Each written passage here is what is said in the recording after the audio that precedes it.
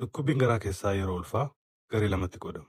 Sababoonni duraa kan uumamaan ulfaa wajjin namatti dhufan yoo ta'u, isaanis dhukkubbii hidda gadameessaa, dhukkubbii lafeelee mudhii, guddachuu gadameessaatiin wal qabatee dhiibbaan dabalaa deemu, muraa biraaktanii fi gogiinsa garaa fa'aadha.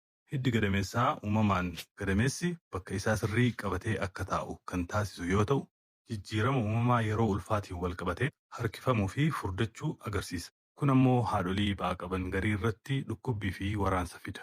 Yeroon inni hammaatu daddaffiin ol ka'uu, yeroo qufaanii fi yeroo ciisicha irratti dirra jijjiiratanidha. Haadholii hedduu irratti cinaa tokkoon mul'ata. Nama muraasa irratti ammoo cinaa lachuunuu mul'achuu danda'a.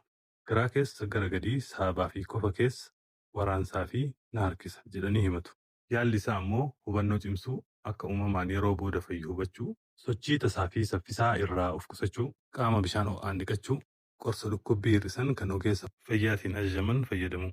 Mallattoowwan akka dhiigni yaa'uu, dhukkubbii walitti fufiinsa qabu kan jidduun boqonnaa hin kennine, ho'a qaama guutuu yookaan bowwoo, hurriin ija dura maruu yookiin ol deebisuun hammaate yoo kan jiraatu taate dhukkubbii yeroo ulfaa uumamaan uumamu qofaa miti. Yoo san ta'e ariitiin gara mana yaalaa deemuu barbaachisa.